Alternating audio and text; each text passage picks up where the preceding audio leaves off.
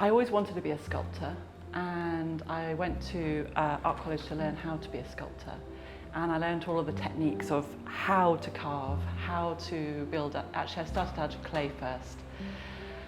What are they called? There's children's books which are from the US actually, so you might not know them in Italy or here, but I think they're called Richard Scarry books. And in there they have pictures of animals doing different professions, and in there's a sculptor, and there's I think it's a cat or maybe it's a pig doing some sculpting, and another animal doing a bricklaying. And I just decided I'm going to do that, and I ended up doing both.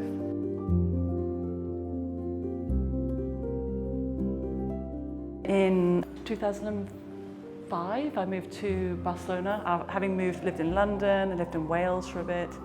So I went to city, countryside, and then came to Barcelona.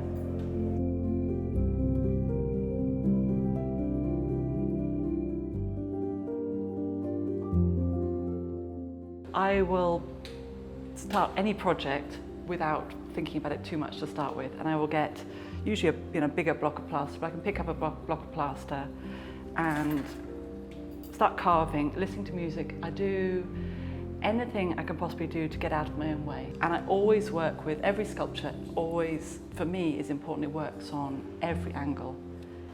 I love those kind of projects with some of the bigger sculptures where you have a space, you actually have some parameters, or have some sizes which I have to work within. And actually I found it helps me. I found that it helps me decide, okay, I have to stick within this size, but there's complete freedom within that. This is the size that I really like to carve. I like making small, but I think making this kind of size, because it's a good size, it's arm's length really. This is a lovely size to work in as well, and I work on them horizontally, and again turn the sculptures all the time so that each side has to work. I think because when I get to work on the curves of the sculpture, I close my eyes to read, and I can feel whether I've got the line right or whether I've got the curve right. And it is all about feeling.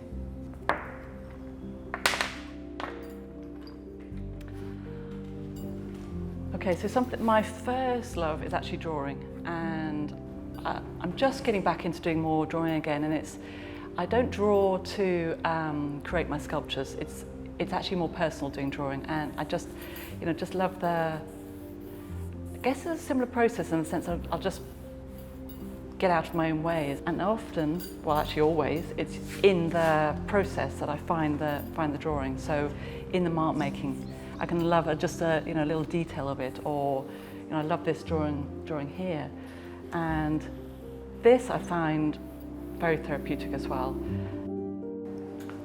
So these are some bronze samples and also some stone samples.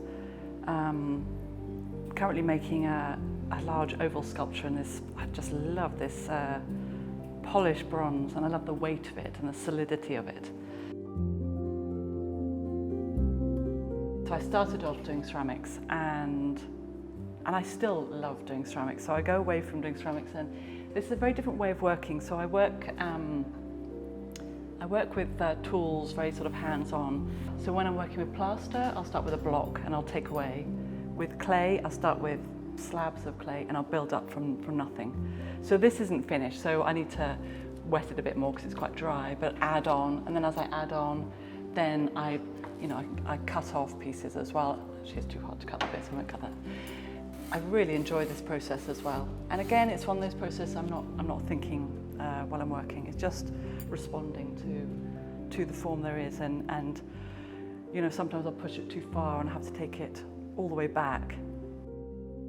The cones on the top are left over from previous firings, and I always put cones in, and it's something that I learned at college, because inside the kiln you have these thermometers at the top, the temperature gauges.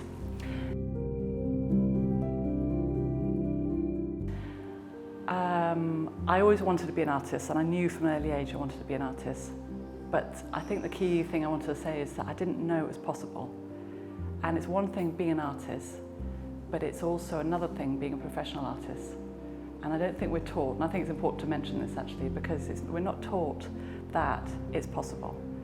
We're not taught that you can earn money from being an artist. You're not taught that, we're all told that get a day job and, oh, that's very nice as a hobby, enjoy what you're doing, which I'm saying now is absolute rubbish. And I'd encourage anybody who wants to do art is decide to do it, because there's always a way. If you have to do a day job to start with, which I did, do it, but with the belief that you can be a professional artist. And the world needs more artists. There you go. Yes.